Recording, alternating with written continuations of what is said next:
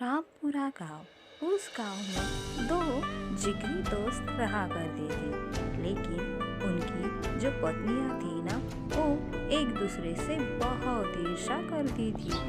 एक दिन रमा गांव से आती है तो शीला से टकराती है। शीला पानी भरकर कुएं से आ रही थी। अरे रमा बहन, ये गॉगल और पर्स लेकर कहाँ से आ रही हो? कुछ दिनों से तुम गांव में दिखी नहीं, कहीं बाहर घूमने चली गई थी क्या? एस एच शीला बहन, मैं गांव घूमने नहीं, शहर घूमने गई थी, ओ भी मेरे दीदी के यहाँ। मैं वहाँ जाकर कुछ अंग्रेजी भी सीख कर आई हूँ। तुम ही बताओ क्या? तुम्हारे तो बहुत मजे हैं रमा बहन। मुझे देखो, इस गांव से मैं कभी बाहर नहीं गई, और मेरे पति तो देखो ना, कभी मुझे घूमने भी नहीं लेकर गए। हर वक्त काम काम काम। मुझे तो तुम पर बहुत हंसी आती है शीला बहन। मैं माफी नहीं मांगूंगी, क्योंकि तुम डम हो डम।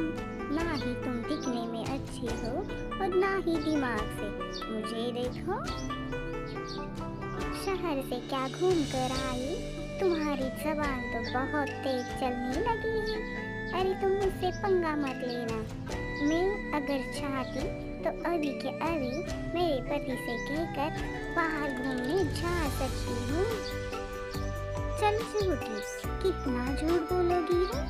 अरे ये तुम्हारे सिर पर पानी का घड़ा है ना, वो अपने आप ही फट जाएगा तुम्हारी झूठी बातों से। मुझे पता है ना, तुम्हारे पास इतना दिमाग है ही नहीं। रमा की कड़वी बातें सुनकर शीला गुस्से से लाल होकर अपने घर की ओर चली जाती है और रमा भी अपने घर की ओर चली जाती है।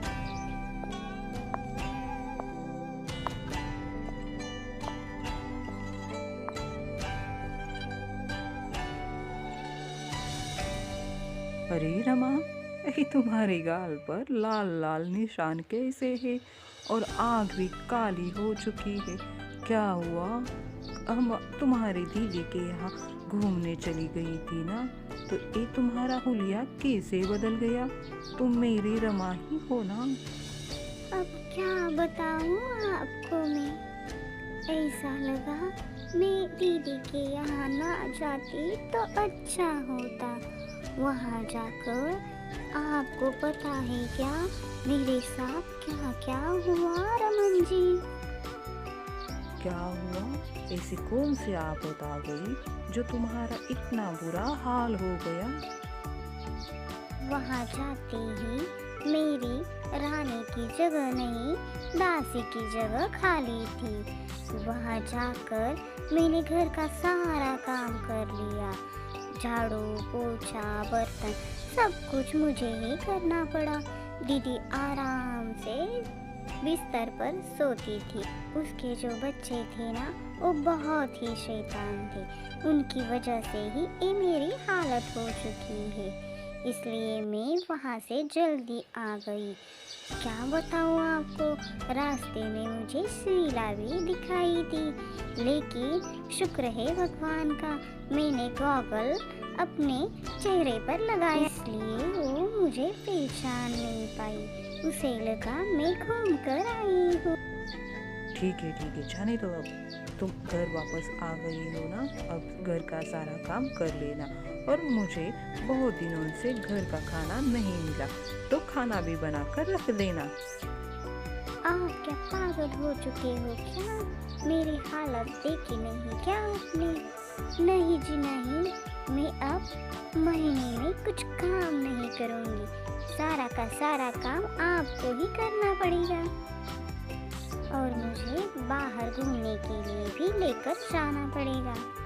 ये तो गलत बात है ना रमा, तुमने मुझे प्रॉमिस किया था दीदी के यहाँ से आने से तुम घर का सारा काम कर लोगी। आज तक तो मैंने ही सारा काम किया है। तुम तो रानी की तरह रही हो यहाँ, तुम्हें ही शौक था बाहर घूमने के लिए। मैं ये सब कुछ नहीं जानती। अभी के अभी आप बाहर जाइए और मेरे लिए खाना मंगवा कर लाइए। उसमें चिकन 65, ट्रिपल राइस और चिकन लॉलीपॉप एक होना चाहिए। समझ गए आप? मैं ज़रा थक गई हूँ, मैं सोने जा रही हूँ। तब तक आप घर का सारा काम करके बाहर जाकर मेरे लिए पार्सल लाना। बेचारा रमन बीवी से तंग आकर बाहर निकल जाता है।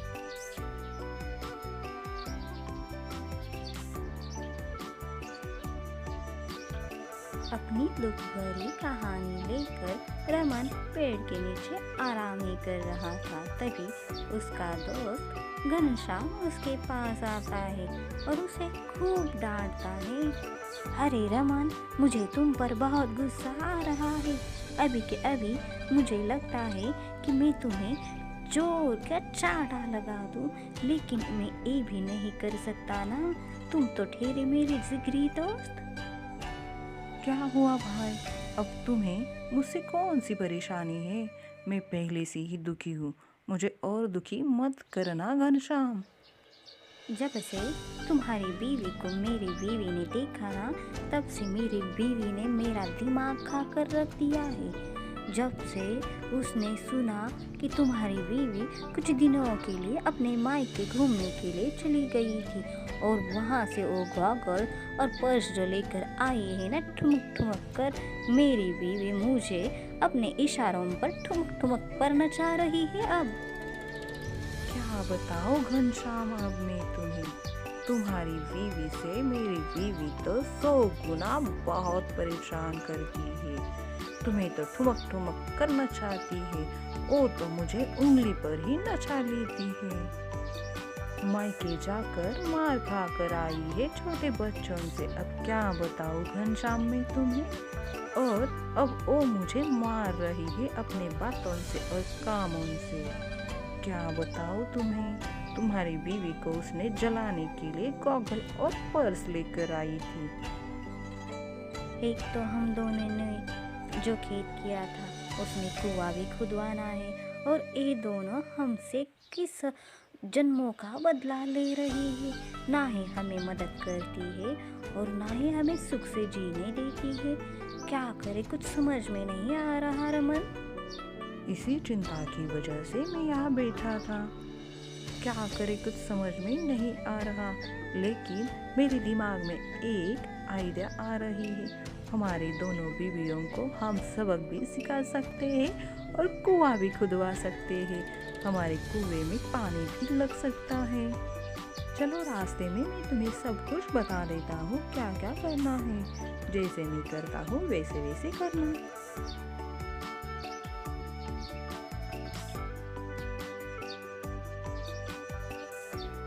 देखो देखो बीवी तुम्हारी। चलो शुरू करता हूँ नाटक। रमन, मुझे ना एक साधु मिले थे। उन साधु ने मुझे कुछ खास बातें बताई है। तुम्हें पता है, हम दोनों ने जो खेत किया था ना, उस खेत में खजाना है और हमें वो खजाना मिल सकता है, लेकिन हम रात को 12 बजे वहाँ जाकर फावड़े से अगर खुदाई कर देंगे ना, तो सारा का सारा धन हमारा हो जाएगा रमन। क्या भाई, सच में हमारे खेत में खजाना है क्या? तो हमें जल्दी ही जाकर उसे खोदना चाहिए ना। लेकिन रमन, तुम ये सारी बातें किसी को मत बताना। तुम्हारी बीवी को भी नहीं समझ में आ गई क्या? अगर उसे बता दिया ना, तो वो सारे गांव में बता देगी। याद रखना, और हमारे हाथ कुछ नहीं आएगा। नहीं नहीं घनश्याम, मैं रमा को नहीं बताऊंगा। आज हम दोनों जाकर उस खजाने को लेकर ही आएंगे और हम दोनों ऐश करेंगे, किसी को कुछ भी नहीं देंगे। अरे वाह रमन जी, आप मेरे पति हो क्या?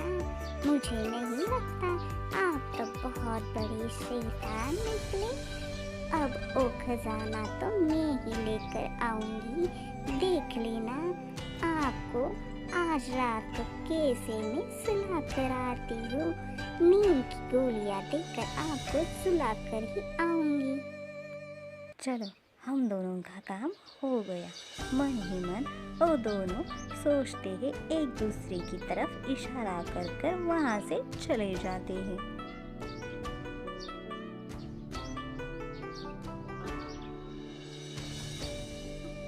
चलो शुरू करते हैं यहाँ भी हमारा नाटक। घनश्याम, अब मैं क्या बताऊँ तुम्हें, जब से मेरी बीवी घर लौटी है ना, तब से अजीब अजीब हरकतें कर रही है, अजीब अजीब बातें कर रही है। उसने आज क्या कहा मुझसे तुम्हें पता है क्या? क्या कहा रमान? ऐसी कौन सी बात है जो तुम्हें परेशान भी कर रही है और सुखद अनुभव भी दे रही है? कह रही थी मुझे, मेरी दीदी ने कहा है मुझसे, जो तुमने खेत लिया था ना, उस खेत में अगर आज 12 बजे तुमने खुदाई की ना, तो उस खुदाई में तुम्हें मोहरों से भरा हुआ एक घड़ा मिल जाएगा। तुम्हें तो पता है, उसकी जो दीदी है ना, वो बहुत बड़ी ज्योतिष शास्त्र जानती है। अच्छा अच्छा, ऐसी बात है क्या? तभी मैं जानूं ये रमा इतनी हाई फाई कैसे हो गई। उस रमा से पहले तो मैं ही खुदाई करके वहाँ से वो धन मैं ही लेकर आऊंगी। अच्छा हुआ इन दोनों ने मुझे नहीं देखा, मैंने उनकी सारी बातें अब सुन ली है। एक दूसरों की ओर देखते हुए मुस्कुराते हुए वो दोनों वहाँ से चले जाते हैं।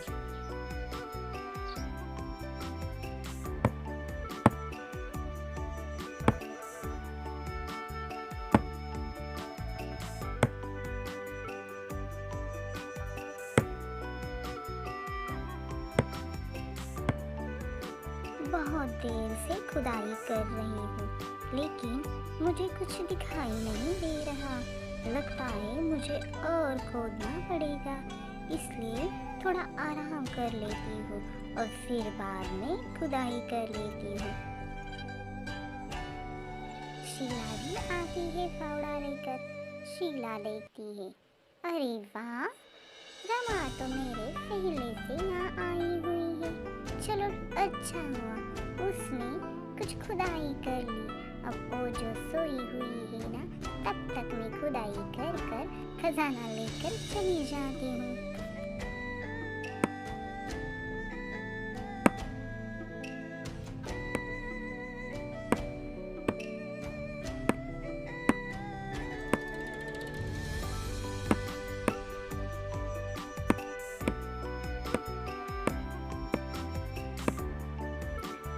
अरे बहुत खुदाई हो चुकी है, थोड़ा आराम मैं भी कर लेती हूँ। ये तो गहरी नींद में है, ये उठने से पहले ही मैं अपना काम कर कर अपने घर वापस जाऊंगी।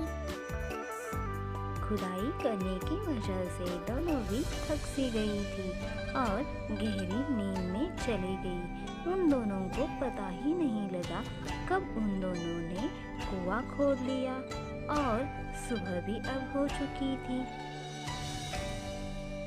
आपस की ईर्ष्या की वजह से और लालच की वजह से उन दोनों ने आज एक बहुत ही अच्छा काम किया था। अब सुबह भी हो चुकी थी और दोनों सोई की सोई ही थी। तभी उन दोनों के पति वहाँ आ जाते हैं। अरे वाह, आप दोनों ने तो कुआं खोद लिया। आप दोनों का एक बेहद चारा देखकर मुझे बहुत अच्छा लगा। देखो देखो, हमारे कुएं में पानी भी लगा है। इसका मतलब आप दोनों ने हमसे झूठ बोला और आपका काम भी करवाया, और भी धोखे से ना। नहीं भाभी जी, आपसे हमने कोई झूठ नहीं बोला। देखो ना, ये मोरों से क्या कम है क्या?